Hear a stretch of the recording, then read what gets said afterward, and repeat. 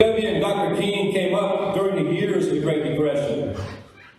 And while our union was founded here in Detroit, just 6 years after Dr. King's birth, many of you may not know, our first sit-down strike, it wasn't in Flint, but a month prior to the Flint strike. It was at a Fisher Body plant near Atlanta, Georgia, the home of Dr. King. When I look at these things, I can't help but see the parallels between the story of Dr. King and the story of the United Auto Workers. Throughout my walk as a union rep, I've always found a lot of inspiration from Dr. King, his teachings and his words.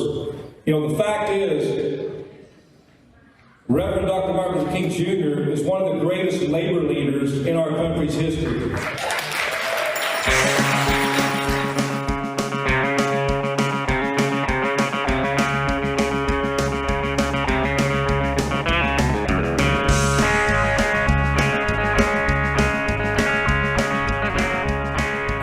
Welcome.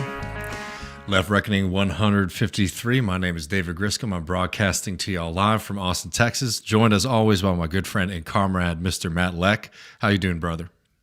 I'm doing well, David. Good to be with you in this 2024. Yeah.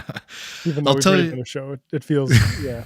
It does feel like we're back in the saddle again. I mean, we got a big one for everybody today. In a little bit, we're going to be joined by Marianne Williamson. She joined us to talk a little bit about her campaign, what's going on in Gaza, and about the Democratic Party and this whole process within the Democratic Party primary, which has been, I'll opine here a little bit. Not really up to snuff in terms of pursuing any kind of internal democracy, at least in the party, let alone in the country. But more on that later. In the postgame, Matt and I are going to be hanging out, talking and reacting to that Marianne conversation, as well as taking y'all's calls and questions. You can get access to that patreon.com/leftreckoning. I did want to say something just really quick on that opening clip there, Matt, because I think Matt McManus made an interesting point on Twitter the other day about how it's pretty noticeable how the right wing has gone from, for a while they were trying to sort of whitewash MLK and be like, oh, MLK would have been a conservative Republican today. People probably saw Charlie Kirk and a few other people on the far right were sort of attacking and reverting more to OG position on the American right. And I won't tell you exactly what I think that means, but I don't think it portends very well for the state of politics in the United States. Yeah. I mean, you could do the optimistic take, which is that it's just reality breaking through. MLK is not sort of like this guy who could be easily grouped in with centrist moderates and even like Republicans that, basically use him as a opportunity to diminish any sort of issues of racism in this country. MLK was very interesting and also like engaged in these sorts of politics. It wasn't just like the I have a dream and I'm also like a religious type of guy. He was a little bit more savvy, and I can't remember which biography I was reading of his, but it was dealing with, I believe, his father, and talking about how actually these church leaders are too preoccupied with pie in the sky stuff and need to deal with economics a little bit, which is and poverty. That's the optimistic take. And, the bad take is, they're reverting to, Jim Crow. Oh, Lord. Well, it seems like we lost Matt there pretty abruptly. Hopefully he'll get back on in just a second. But there we are. So, sorry about that. And am I back? Yeah. And reverting to Jim Crow type of racism and race realism. So, I saw the Charlie Kirk thing. Wired magazine did an article about how, years ago he had been doing the "We Love MLK." He's a model for how you go work hard for a businessman and you can accomplish anything in this country. And now, he was basically a Marxist. Yeah, I don't know. I mean, as much as the kind of rebranding, conservative rebranding of figures like that was annoying, I think that it says something when these folks don't even feel the need to try to speak to some of those traditions. But I mean, we're going to talk about another pretty nasty American tradition in just a second in regards to Gaza. But before we get there, did just want to do like a quick shout out and update for folks. We'll definitely do more on this, but people might remember it a little while ago. We did an episode on Guatemala. And there's some good news there. We were talking about the attempts by the right and the ruling class in in Guatemala to try to overturn the election. And we used the word coup then.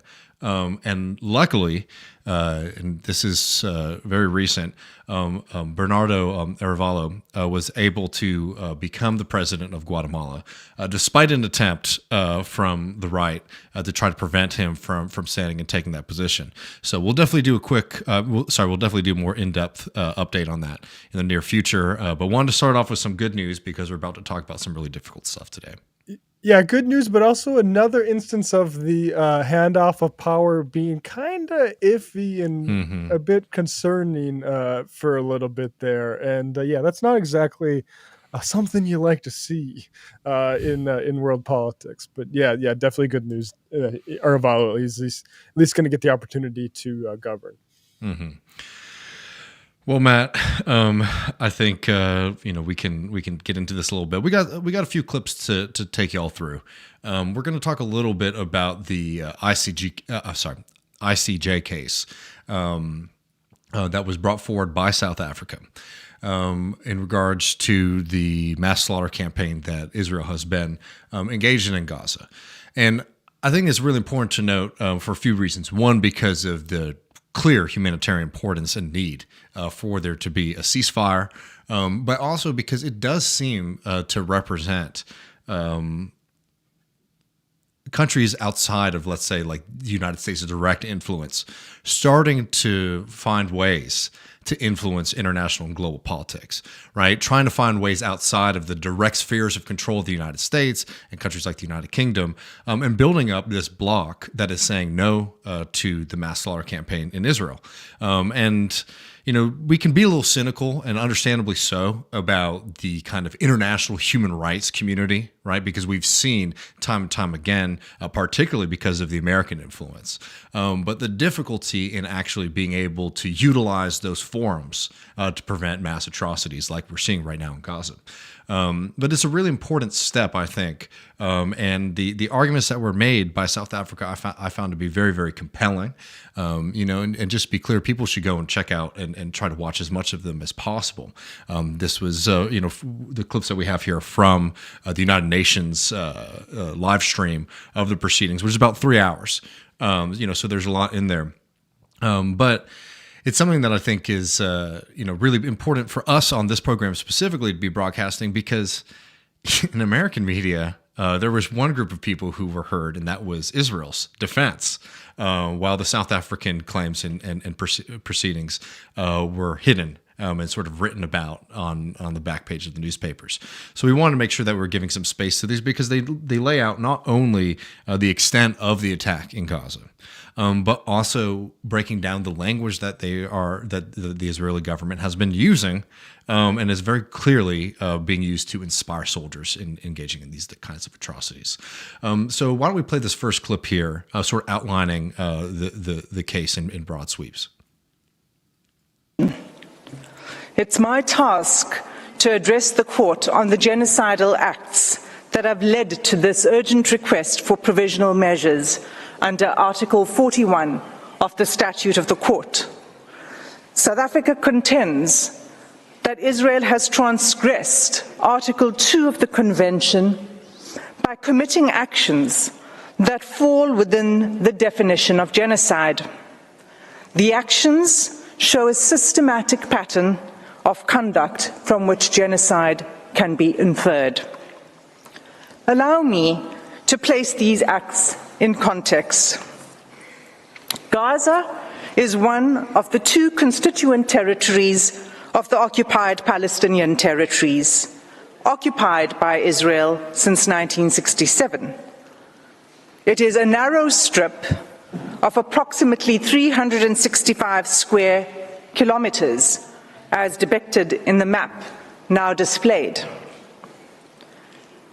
Israel continues to exercise control over the space, territorial waters, land crossings, water, electricity, electromagnetic sphere, and civilian infrastructure in Gaza, as well as over key governmental functions. As the Honourable Minister has said, entry and exit by air and sea to Gaza is prohibited, with Israel operating the only two crossing points. Gaza, which is one of the most densely populated places in the world, is home to approximately 2.3 million Palestinians, almost half of them children. For the past 96 days, Israel has subjected Gaza to what has been described as one of the heaviest conventional bombing campaigns in the history of modern warfare. Palestinians in Gaza are being killed by Israeli weaponry and bombs from air, land, and sea. They are also at immediate risk of death by starvation, dehydration, and disease as a result of the ongoing siege by Israel, the destruction of Palestinian towns, the insufficient aid being allowed through to the Palestinian population, and the impossibility of distributing this limited aid while bombs fall. And there's a few things that are obviously very important there. First and foremost, obviously the kind of outlining of the mass bombing campaign, and then the knockdown effects of that, which is like the lack of aid, the lack of food, the lack of water. But two, she knows something that I think is really critical, because it's something that you hear from apologists for the Israeli occupation, for the mass slaughter of Palestinians, is that, Israel doesn't control Gaza. Israel doesn't control Gaza. Well, what sovereign nation in the world doesn't control its own borders, can't control its own trade, can't control its own airspace? It's ludicrous at this point to make that argument, as we're all seeing what's going on. But that has always been an argument that you've gotten from the far right about what's going on in Gaza. And I think making this point is that, no, this is like a deliberate program. Not just of the mass slaughter campaign that we're seeing now, but before that, the blockade, the prevention of Palestinians to have free movement, is all played into this really horrifying situation that we're all viewing now. But it's something that's been going on for a really, really long time, and something that's just been amazing to me to watch the ignorant ways that a lot of American commentators will speak about this issue. Yeah, well, this is really ultimately where you can start the genocide conversation, which is like you say, a type of a people that is severed off in which side of which border they're on, which territory, how much freedom they have, their ability to visit people in other situations is completely controlled by the Israeli government. And that stops a people from being able to reproduce itself. And that's where you start talking about genocide.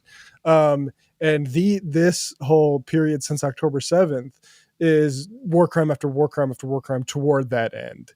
And, genocide, the thing is what's happening now is, one, I think, extremely, it's nice to see people in these institutions taking this seriously, because this is a major test. This is a test of whether the word genocide means something that it's a word that can be relied upon to point toward a specific event that we want to not see happen on the world, or is it a word that's deployed by powerful people when it's time to use the military, whether it's in Kosovo or Ukraine or China, right? And like that, I guess that is where this is a major test we're looking on for the world, and it's in a way it's bigger than even Palestinians. This is what kind of world we have, what kind of world order exists, and it's the stakes couldn't be higher. And yeah, I don't think I think the case itself is, in my opinion, unimpeachable. It's and certainly not impeached by the Israeli defense. Well, I mean, we have a little bit more stuff that I find to be really damning, and like again, we had to pick clips from this longer presentation, and the ones that we're going to play in a second are very much about the way that the government has been sort of encouraging the atrocities in Gaza. And on this program, if you've been watching us over since October 7th, we have broken down a lot of these attacks on civilians. This really gets into this second level stuff, right? Which is like, yes, 24,000 Palestinians dead, right? These are the numbers that have been being brought up by South Africa. The vast majority of those being women and children. It's absolutely clear what's going on. But when you have government officials, as we're going to play in just a second, saying what they're saying, using the kind of language that they're using, the Israeli defense, I'll sum it up very briefly for y'all. It's, we're doing a military thing, a military campaign, and gosh darn it, it's really hard for us to control where our bombs fall. That's basically what their presentation amounted to.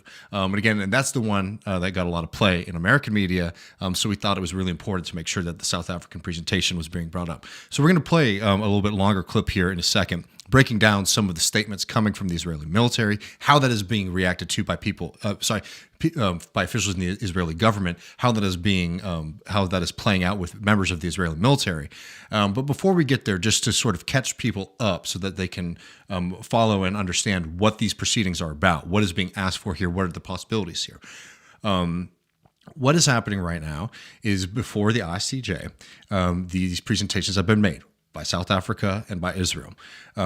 A genocide case will take years to go through, right? And understandably so. It's a high standard. You need to allow for justice and these presentations to happen, right? A proper investigation. But what is so important and is absolutely critical right now is that South Africa is asking for a provisional ruling that would basically call on Israel to implement a ceasefire. And whether or not Israel would play ball is very unlikely. As we've seen anything, the Biden administration's bear hug of Netanyahu and the Israeli government has shown that that the United States is willing to sort of buck the international community in defense of Israel and allowing Israel to continue this mass slaughter campaign against Gazans. But getting this provisional ruling would be a massive thing in sort of trying to reorient the global community around justice for Palestinian people, around human rights. So the hope here is that the ICJ makes this provisional ruling. That's something that could happen within the next few weeks, while the larger genocide case would take years to play out. So we're going to be watching that, but I just want people to understand the context of what is actually happening here. But let's play this bit here. It's a longer clip, but some of the evidence of statements from the Israeli government and how that is sort of playing out in the military theater. There is no answer to say that neither are in command of the army. They are ministers in the Israeli government. They vote in the Knesset and are in a position to shape state policy. The intent to destroy Gaza has been nurtured at the highest levels of state, as President Isaac Herzog has joined the ranks of those signing bombs destined for Gaza.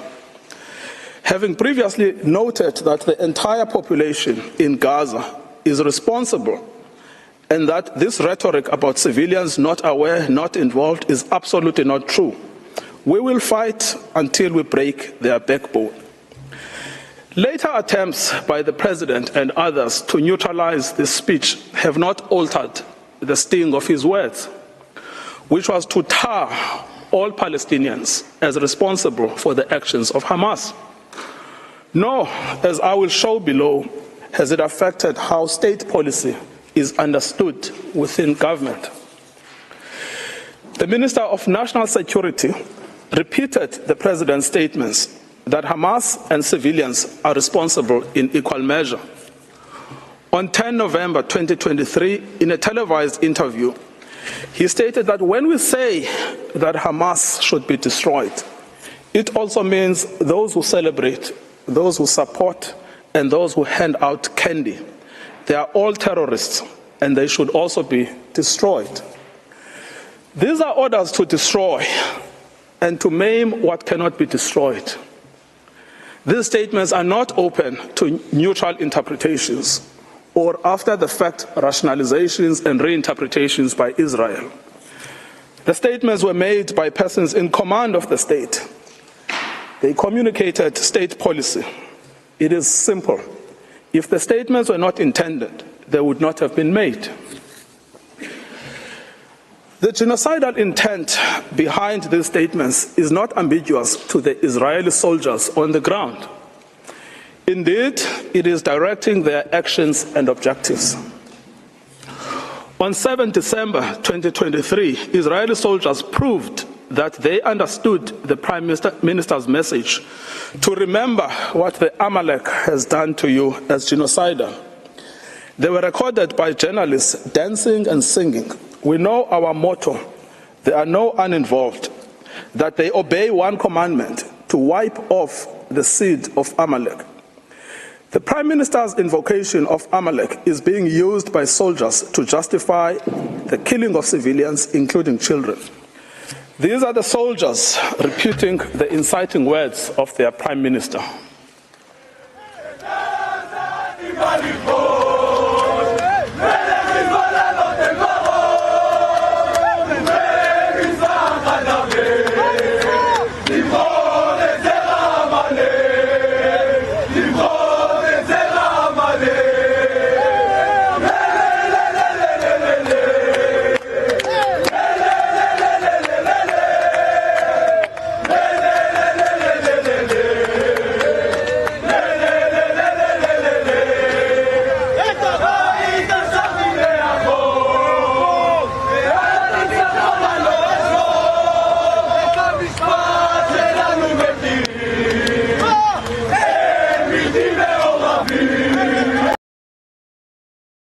Just pause it there to read the translation for that last little part. We know our slogan, there are no uninvolved civilians. And yeah, I think we can, this just plays the rest of this video here, David. Yeah, no. And I mean, I think that's, that is something that, because, this invocation of Amalek, that we've seen from figures within the Israeli government. I mean, this is extremely, extremely clear rhetoric, because when they're talking about this, they are talking about the biblical story of wiping out an entire people, right? This is not unmistakable. This is purposeful. This is something that the Israeli right has invoked time and time again. And now you were seeing the soldiers very clearly hearing the message from their government about what it is that their implied orders are, right? Both on the biblical claim, right? But two, when you say there are no uninvolved civilians, I mean, what does that mean? It means every human being, every woman and child in Gaza is a combatant, right? That is genocidal language. That is language of eradication. And look, they can put whatever cute spin they want on it after they get in trouble from the media. It's very clear when you see Israeli soldiers dancing and singing that they understand their commands very clearly, not just in the sense of what it is that they're sort of being instructed to do, but the confidence that gives you that there are no repercussions, that there is nothing that is going to get you into trouble with your own government. And that's why it is damn important that the people of South Africa and many other countries have stood up and taken this position that they have. We'll talk about it a little bit more in depth in a second, but it's extremely notable, as I'm sure everybody watching this program knows, that South Africa is playing this role here. This is a country that is invoked constantly in relation to Israel, because South Africa is a country, that had a system of racial separation, of racial brutality. Literally, the word apartheid that is used to accurately describe Israel has its origins there. I mean, I don't know how the plan for like how Israelis see the end game is basically Bantustans, which is like, we'll give you little pockets where you are supposedly in charge within limits, and we're going to like create our society increasingly surrounding those. Mm-hmm. I mean, is there anything else you can say there other than the fact that the case that was brought forward from South Africa was, as you said, Matt, unimpeachable, and they literally broke down. By the way, too, the attacks by Hamas are condemnable and also violations of human rights. This was not some kind of flippant presentation by any stretch of the imagination. In fact, it was one that was extremely tedious and careful to be as accurate as possible. And one can only hope that these international systems of human rights are able to live up to their task. I hate to say that I am frankly very pessimistic, knowing the history of the United Nations and these institutions in general, but it's a very damn important thing, and it's something that's worth us covering on this program and people making sure is put into the record, because a lot of work is being done right now to sort of prevent people from interacting with the stuff in the first place. Yeah. No, I hope to be surprised pleasantly. Same. Because you play that video, or they play that video into evidence, actually. And to contrast this, and I will warn people, this next imagery is as horrific as anything I've seen since I've professionally been doing this. Hundreds of thousands of people are on the brink of starvation on a famine imposed on the population of Gaza by Israel. Collectively, and here is those people running down the beach after word that there are food trucks down there. There's all this discussion of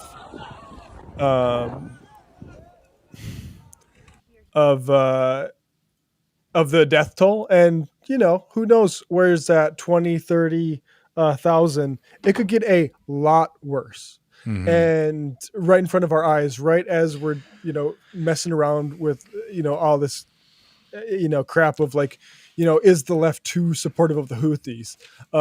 You have people, hundreds of thousands of people on the brink of starvation, and it's like we know. I don't know. It's like it puts anything else. Growing up, looking at Guernica as an example of let's never repeat this history. It's like we're putting all that to shame in 4K. No, and it's horrifying. And any people who are talking out both sides of their mouth and saying, "Oh well, Israel's now saying that they're going to slow down the operation." I mean, if you look at what those conditions are in Gaza, what is slowing down of an operation? Anything other than a full end of the atrocities, a full end of the violence, is a slow strangulation of those people. You're seeing the conditions that people are living under. You're seeing the mass starvation, the mass dehydration campaigns that are being undergone. I don't know. It's a pretty nasty thing to sit around and be like, oh well, slow death by starvation is a solution to anything. It's truly disgusting language that we've gotten from defenders of the Biden administration, defenders of the Israeli government here. And as that video really I think makes clear, these are people in some of the most desperate conditions, not just in the world today, but in history. Yeah, absolutely. So let's move a little bit onto the South Africa part of this.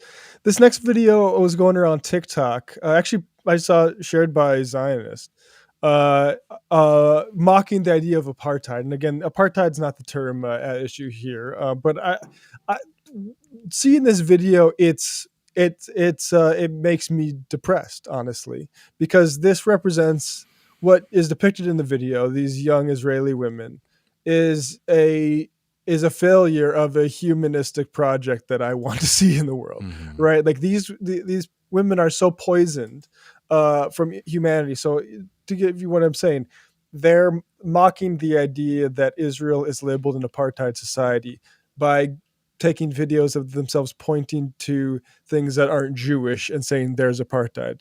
And I slowed down one of those because you can kind of see, well, Tel Aviv at the apartheid. This is the apartheid. Look, guys, it's the apartheid. It's the apartheid. It's the apartheid. So, all right, I play that one slow because she doesn't even finish the word before she's ashamed and pulls up short in front of these people.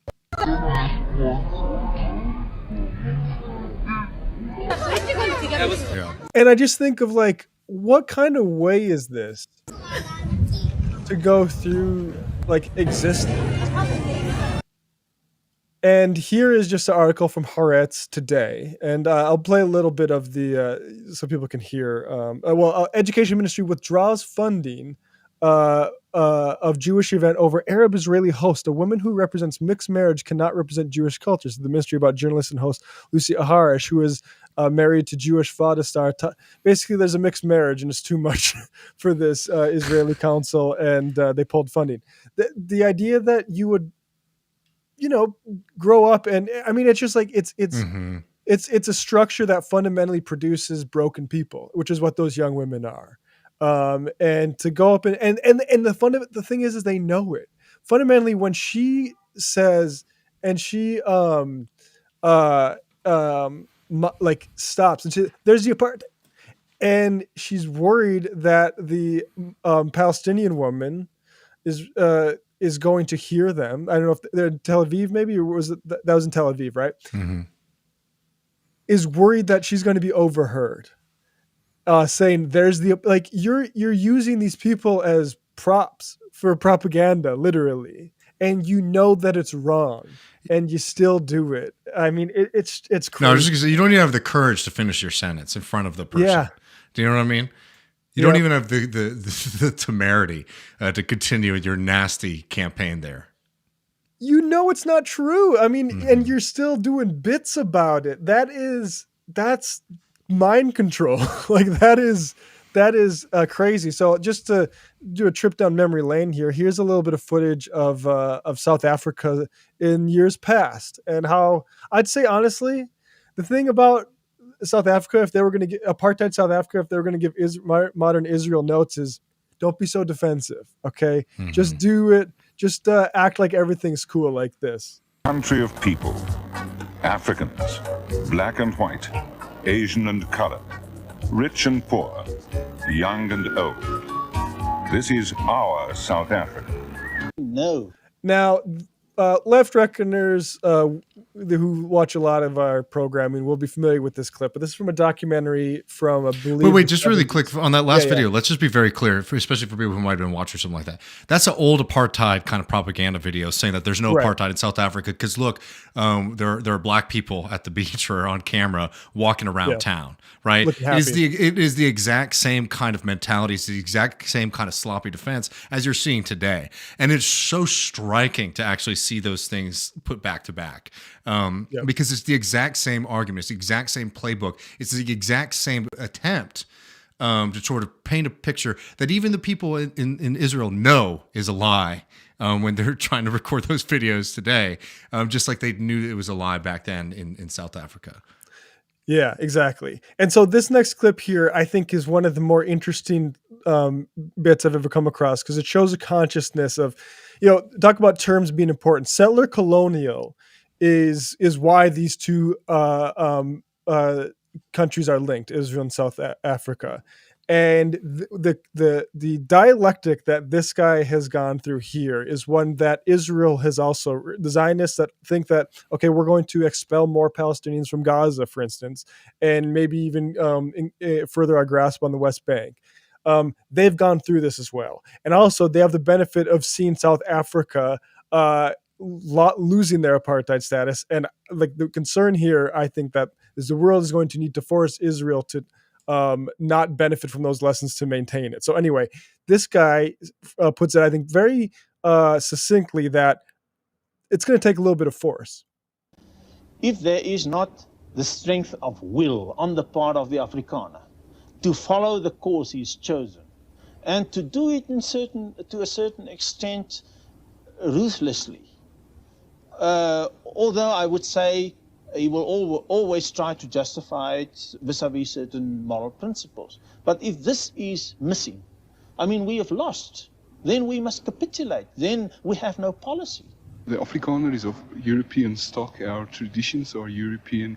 And so I think, like, when this has very little to do if like the content of this being like religious or whatever, this being a religious fight. No, this is a settler colonial project, and it has developed like settler colonial projects have in the past. And here are two Afrikaners also talking about why you can't really just do one person, one vote style democracy. Evolved a different set of traditions to suit our being an African people now. And we differ from the English in small respects, but we differ very greatly from the other peoples who inhabit this country. Yes, I think that each man has been given his piece of country and the right to vote in his country, and that is fair. Because if you have to put, if we have to say one man, one vote in South Africa and just leave it open, then the white is not going to get a fair share because he has contributed economically to making this country what it is today. And if you say tomorrow, one man, one vote, then he doesn't, there is no chance for him. So it's better that each person be given the chance to have his piece of country and decide how he wants to live and what he wants to do with his country there. It is tragic and appalling that So yeah, I think that kind of rings familiar a little bit here, and we'll get to some of the more Bernie actually, but I do also want to play this Israeli spokesperson talking with this BBC interviewer who does a better job than you would maybe expect from a BBC person. But again, like. And I'm getting a little bit of echo from you, Dave. So I'm going to mute you. Oh, there you go. But I think Derek Davison mentioned this on the American Prestige podcast. But they're simultaneously trying to argue that they're being very careful in their selection of targets, and that they don't consider all Gazans to be their enemy, only Hamas. And they're also saying that the people who are trying to represent Palestinians and Gazans are Hamas. And that's what this guy does here on BBC. Has decided to play advocate for the devil and serve as the legal arm of Hamas. I'm going to pause you there, if I may, Mr. Levy, because almost every point I put to you or every question I ask you, you respond with an answer that is not relevant to the question. Well, let me answer directly then. The Please. lawyer there who is serving as the legal representative of Hamas, accusing Israel of genocide, is presenting a topsy-turvy reality in which Hamas does not exist, it hasn't taken hostages, Israel decided one bright morning to start bombing Gaza. On October 7th, we suffered an act of genocide. We suffered an act of genocide when Hamas invaded our country and burned, beheaded, tortured, mutilated, raped and abducted as many people as it could, as brutally as it could. And in response, we have launched a defensive campaign with very clear objectives: to destroy the Hamas regime so that it cannot hurt our people again, and to bring back the hostages who are still trapped in the terror dungeons. Those goals are very clear, and we have been pursuing them in full accordance with international law. And that is disputed. I want to ask you about these comments made by Israeli politicians since October the 7th, and hopefully we can bring up the quotes. Here we are. This is your president. It's an entire nation out there that's responsible. He's referring to Gazans. Have a look at this. The next one. We are now actually rolling out the Gaza Nakba. Nakba, as people know, is a term for catastrophe after the 1948 war, a war used by Palestinians about ethnic cleansing. And we all have one common goal: erasing the Gaza Strip from the face of the earth. Can you see why some people believe that you absolutely don't want Palestinians any longer in Gaza? We think we have been very clear, both in word and in deed. In those words? Well, Mr. Vachuri does not make decisions on security matters in Israel. We think we've been very clear, both in word and in deed, that the people of Gaza are not our enemy. Our enemy is the Hamas regime. And so when that Afrikaner guy says, look, of course we're going to try to rationalize it, but ultimately we have to follow the course of action that we decided on. And so that guy says, oh, that guy doesn't make decisions. Never mind that one of the people was the fucking president, Isaac Herzog. And it's just like, can our systems, our media, and our international law, can it deal with motivated lying that also will kill as part of its project? can it stand up to that? Is the question, we have to wait and see. Yeah, I mean, I think you put it well there. And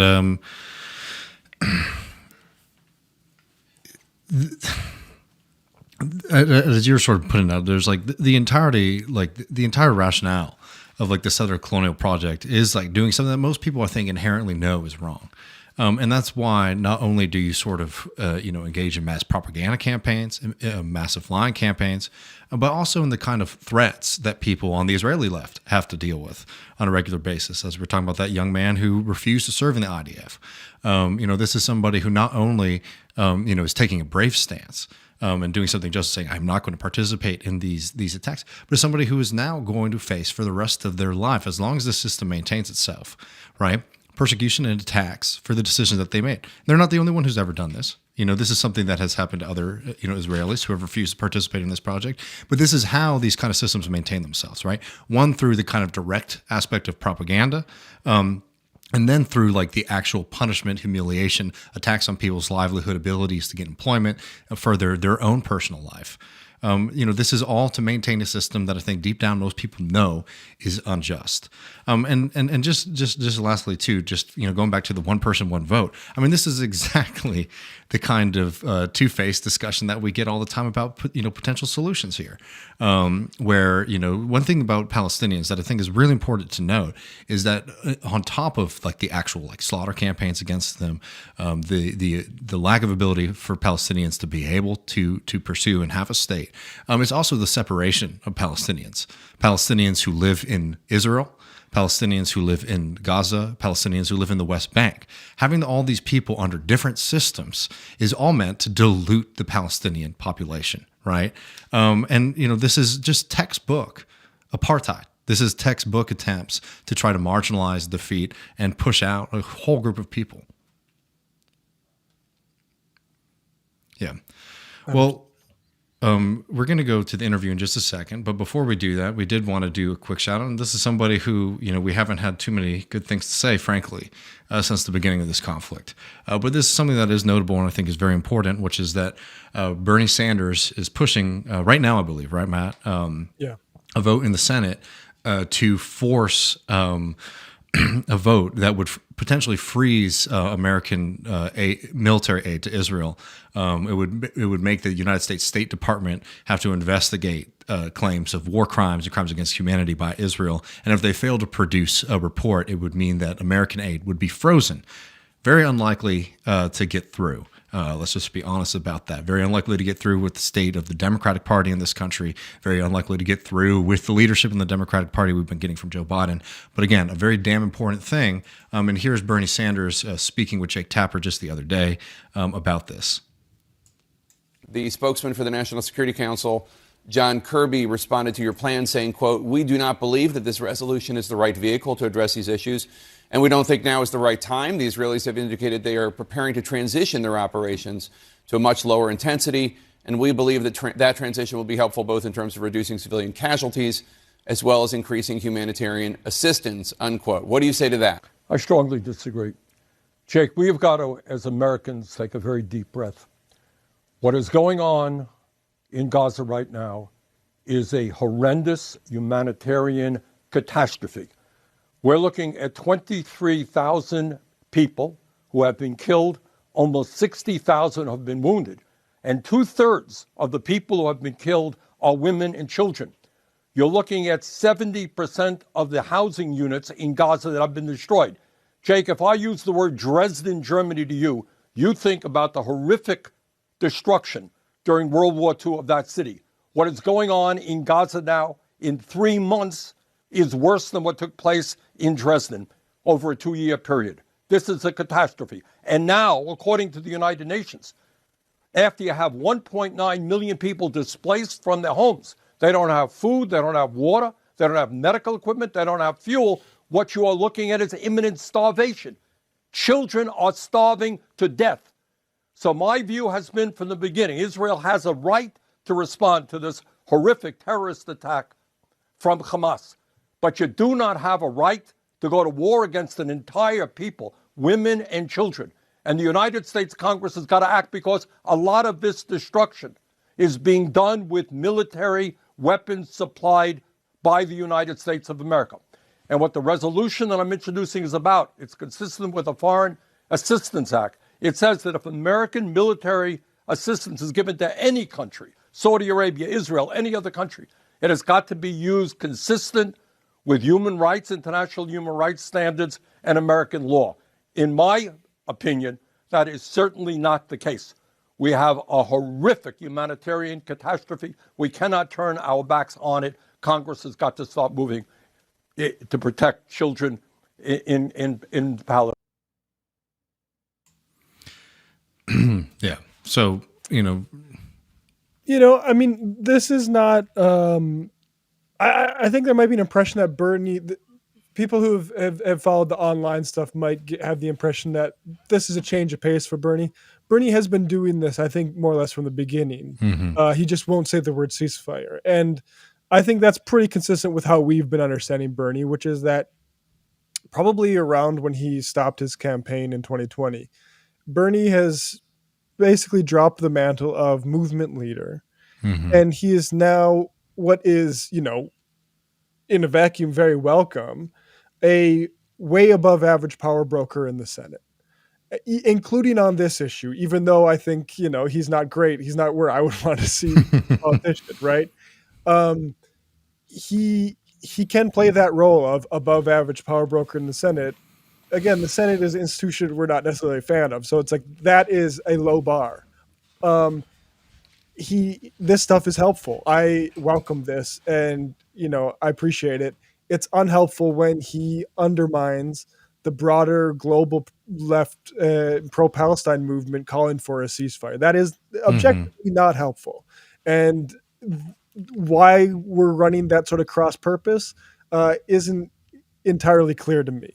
But nonetheless, this sort of thing where the government has a extra, I mean, not that we seriously vet the Saudis either, I imagine, but this has been known for a while now. Whistleblowers have come out and said they raise concerns, and they're told by higher ups, often the type of people put in place by either the Trump administration or Biden administration, that's Israel. We're slow walk that. Keep that on your desk.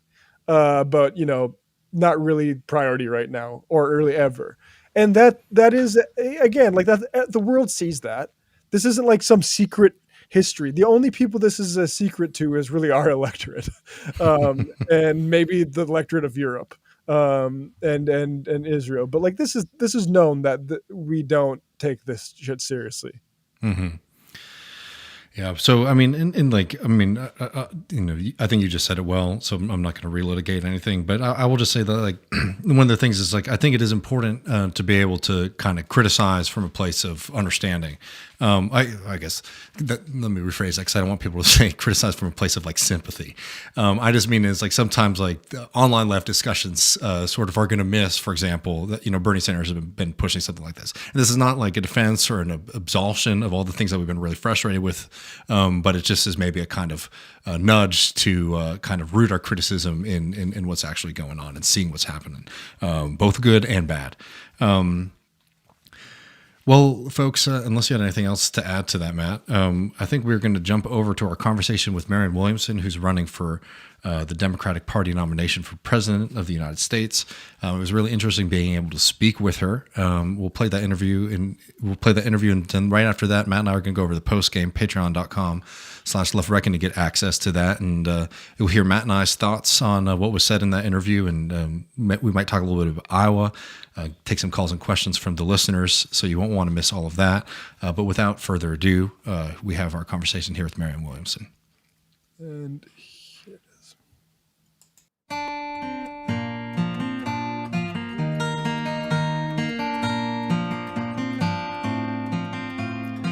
Welcome back, Left Reckoners. David here, and I'm very thrilled to be joined by Marianne Williamson, who is seeking the Democratic Party nomination for president, and is also, it's important to note, a fellow Texan. Marianne, thank you so much for joining us today on Left Reckoners. Thank you. Where do you come from in Texas? I'm from Austin. I'm from Houston. Mm-hmm. Yeah.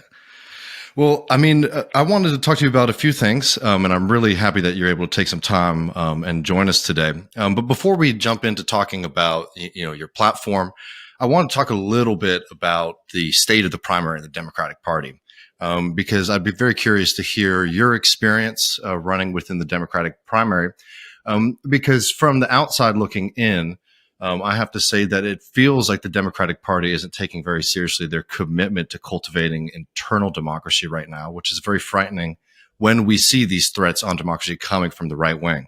But I was just curious if you could tell us a little bit about your experience. What you just said is 100% true. You don't suppress democracy in order to save democracy. We've seen this before. We saw what they did to Bernie in 2016. We saw what happened in 2020. And now they're not even covert about it on any level. There is no special assignation given in the United States Constitution to incumbency. People primary senators, sitting senators all the time. People primary sitting Congress people all the time as part of the practice of democracy. When I was a teenager, Eugene McCarthy and Bobby Kennedy Sr. primaried Lyndon Johnson. He was an incumbent. Nobody thought it was weird. We thought it was democracy. And by the way, I want to say something else. It was also very important because that led to the end of the Vietnam War. So somebody coming in and saying, no, I don't care if he's an incumbent. What he's doing is not what is needed here. That's what democracy does. I think that the Democratic Party, weirdly, unlike the Republican Party, has given all this power to the GNC. And so many traditional Democrats are kind of in a codependent relationship. Well, the GNC says, who the hell is that? Washington, in his farewell address, warned us about political parties. He said that it would form factions of men who were more loyal to their party than to their country. John Adams said he saw them as a threat to democracy. Traditionally and appropriately, the political party stands in the back. It's the people. Hello, we the people who decide who the nominee is. And at that point, the party is supposed to come forward.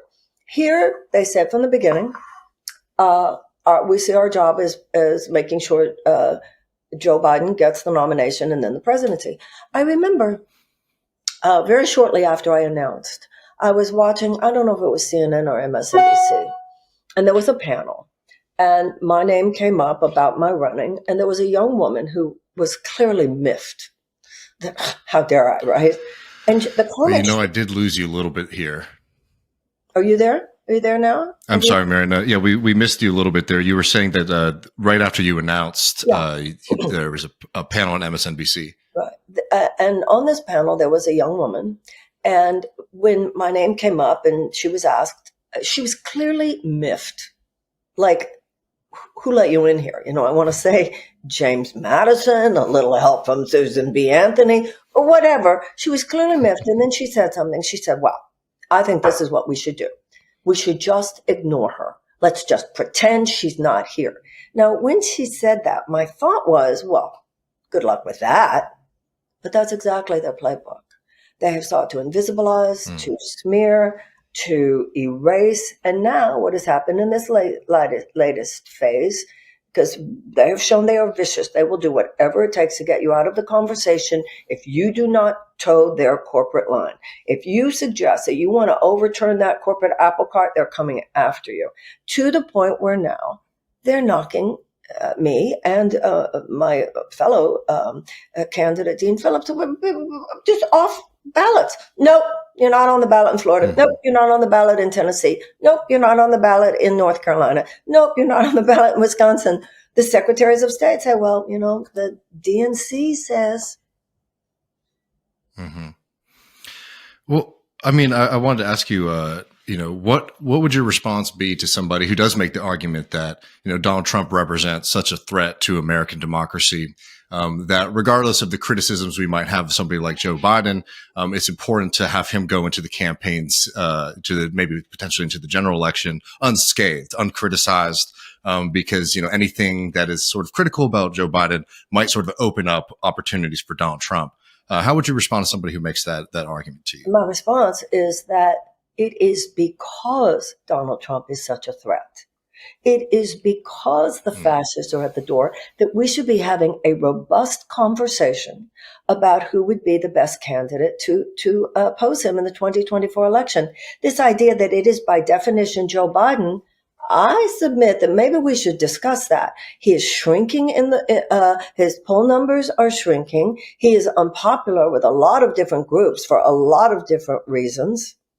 The idea that because he beat him last time, he'll beat him this time, there's no logic there. That's like saying, number one, to an actor who won the Oscar last year, well, you won last year, of course you won this year. It's a different movie. This is not going to be like 2020. This is going to be much like 2016. So this idea that we're supposed to just fall in line with, because Trump is a threat, it should be Joe Biden and we should all get behind Joe Biden. I say, because Trump is such a threat, we need to get behind someone else. We need to get behind someone specifically who represents a better deal for the American people, an economic U-turn.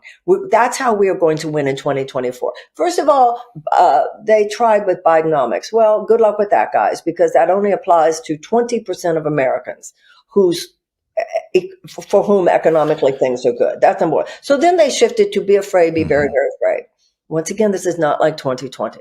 The electoral risk for the Democrats in 2024 is not Donald Trump. The electoral risk is people staying home.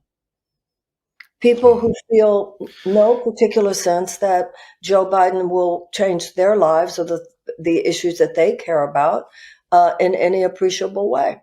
So it's because the fascists are at the door that I hope people will go to Marianne2024.com, look at my agenda. You know, this is the thing. The majority of Republicans, not as big a majority as the Democrats, but a majority want universal health care. A majority of Republicans, as well as Democrats, not as big a majority, but still a majority, want tuition-free college and tech school. We have 39% of the American people who now say they regularly skip meals to pay for their rent. The majority work paycheck to paycheck. The majority cannot absorb a $500 unexpected expenditure. That's why I'm the far better candidate, because I say to the American people, we can do better. We can have an economic bill of rights. We can have a Department of Peace. We can end America's drug war. We can have a mass mobilization for a just transition from majority economy to a clean economy, inspiring people to something much, much better, to something new, to a new beginning. That's how we're going to beat Donald Trump. He pulls people down. We need to pull people up. And that would be with an agenda of hope and possibility. And I believe that that's what the progressive agenda is. Well, yeah, I mean, let's talk about that a little bit. I mean, I will say these past 4 years under Biden have been fairly difficult, and there's been a lot of gaslighting about like the state of the American economy, what this has meant for workers, and the environment. But one silver lining has been things, and the environment, absolutely. But one silver lining has been things like the UAW coming up against the big three and winning that strike. I'm curious, if you could make your pitch, how would a Marianne Williamson administration help bolster and further the gains that we've seen over the past couple of years in the union movement? Well, that wasn't Joe Biden. That was Sean Fain. You know what I mean? I'm sorry. When you see what Christian Smalls has done, what the kids at baristas, at Starbucks has done, Sean Fain, what's going on with the Teamsters and UPS.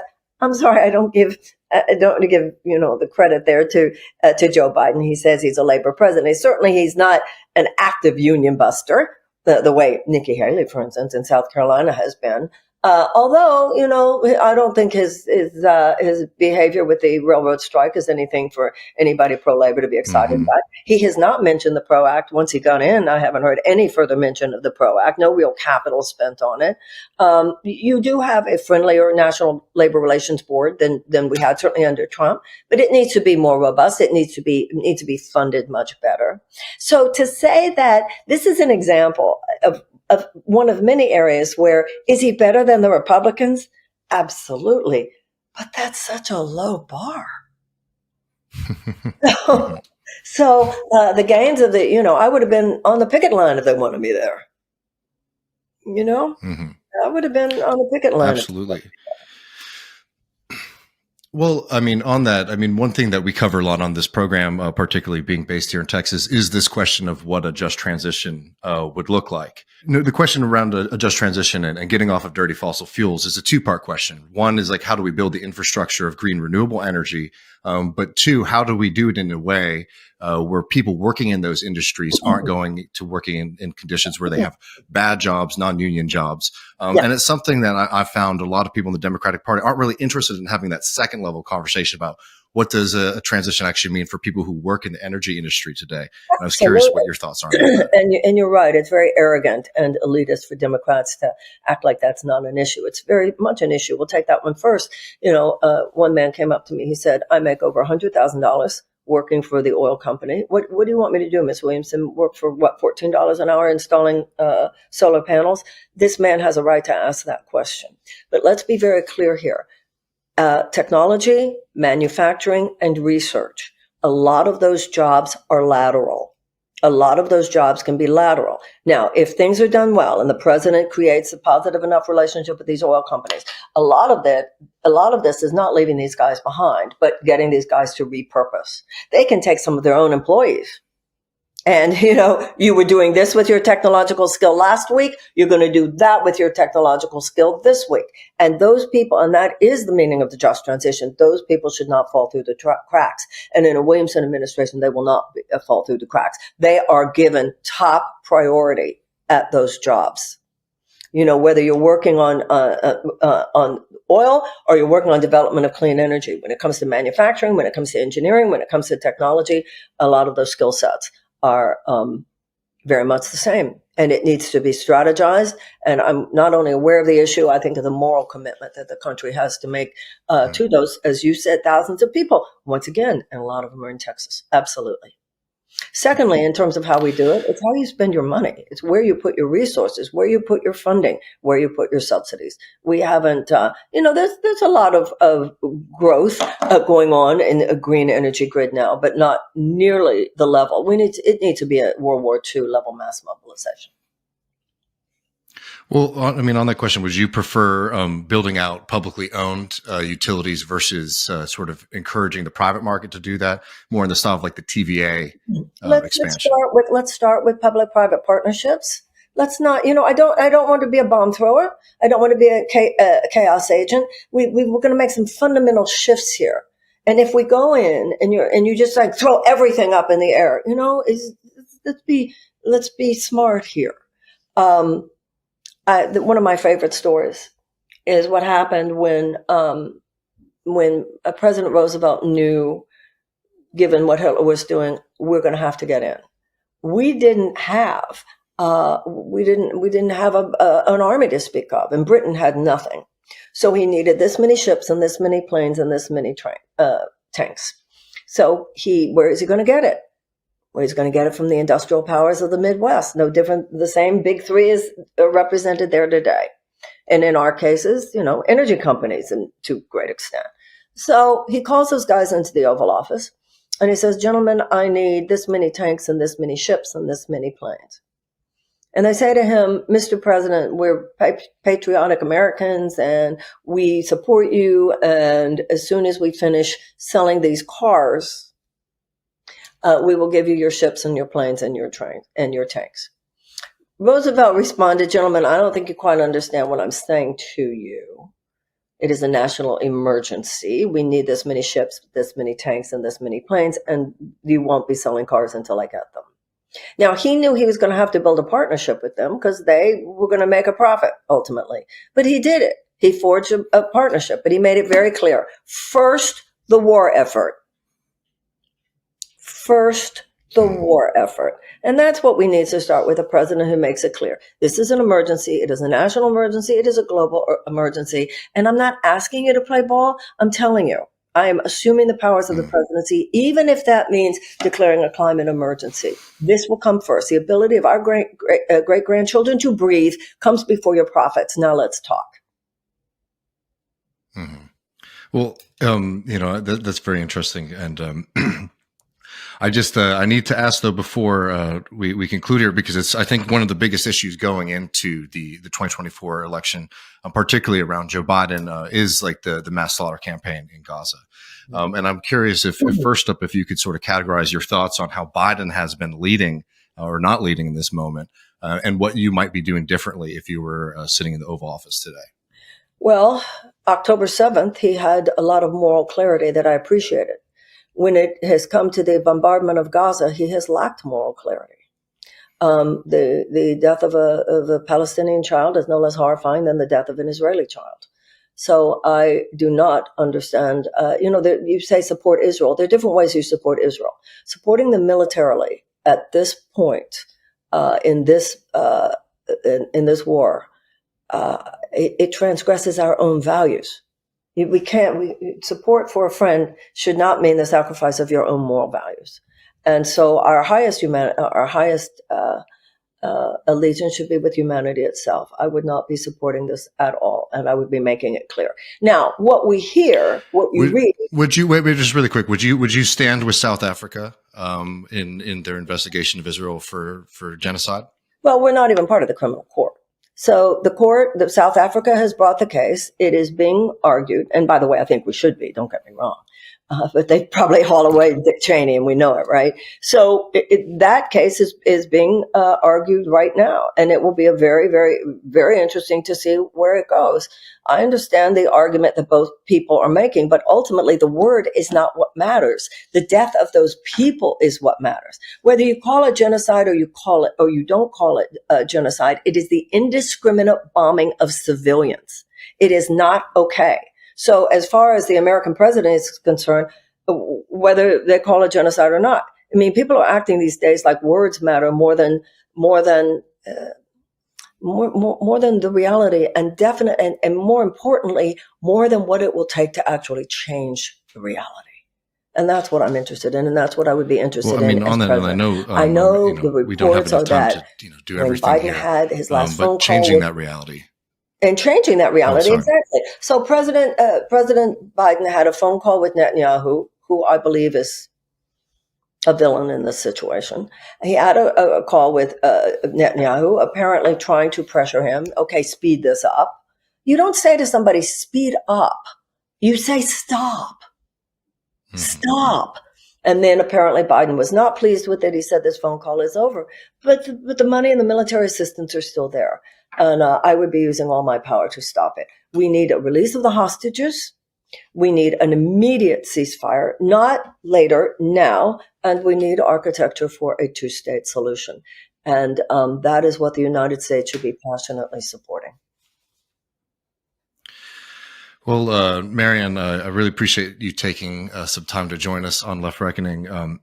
Could you tell people where they might be able to learn more about your campaign? Thank you. Marianne2024.com.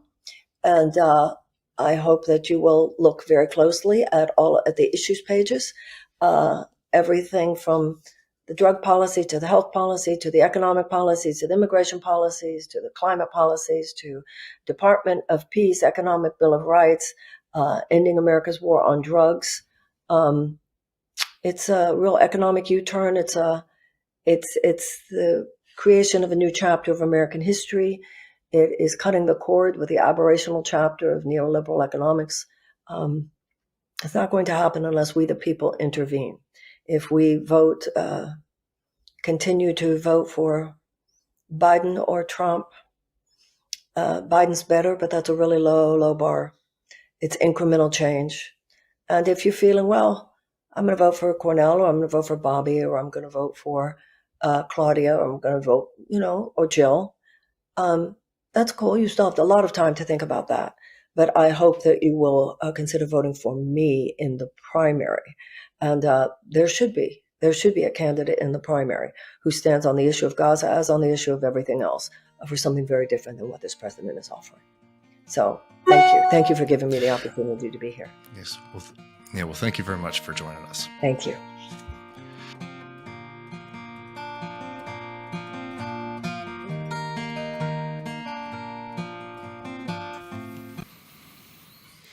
Well done, David.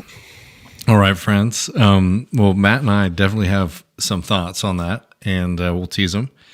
You got to join us over there at patreon.com/leftreckoning. Join us in the post game to hear those. We'll also be taking calls and questions from all of y'all. So if you have anything on your mind, come join us on the other side and we'll chat about them for a little bit. So we'll be up in about 10-15 minutes, folks. Appreciate everybody for hanging out with us on Left Reckoning 153. Really quick, we got some cool guests coming on the program soon. We got Ben Fong, who has an excellent new podcast out with Jacobin. We'll be interviewing him soon. Y'all should be listening to it already. It's a really incredible breakdown of labor history in this country, which I'm really excited to talk more about that. Got a few more people cooking up. A lot of good things coming up in this month of January. So, going to be some more Israel, Palestine. Maybe we'll talk some Yemen, and going to be covering the story of the time a little bit more in depth, and also, David, you did something with our store that I wanted to remind you about. If you want to get your Left Reckoning merch, this is the best time to do it. For the next 2 weeks, we're going to be doing free shipping on all of our merch on leftreckoning.com/store. You can get that with the code RIDEON, RIDEON. RIDEON, you get free shipping. You can get the Left Reckoning cap. You can get the fence cutters, sweatshirt, our Big Tex tank, and our Great Plains t-shirt. So please consider doing that. It really does help us continue to grow and expand. My girlfriend just told me not an hour ago when we were playing the Marianne interview, you look good in that hat. And, dude, I've been hearing it more and more. No, I wear a lot of hats. I'll tell you, it's on my desk too. I was wearing it before I came in to do this. It's a great hat. So you definitely want to grab that. And also I will say to our international listeners, if you really do want one, we would love to find a way to get you to do it. I just can't have it set up on our website. So if you send us an email at leftreckoning@gmail.com with your address and what it is that you want, I can give you a quote to see if we can get it over to you. International shipping is expensive. So that's the reason that we can't put it up on the store, because it's a little bit case-by-case basis. But love to help you all out. Appreciate all of y'all so much. Come join us in the post-game, patreon.com/leftreckoning. It was really interesting talking to Marianne, so we'll have some thoughts on that, hear your questions and calls, and hang out a little bit. So come by. See you, folks.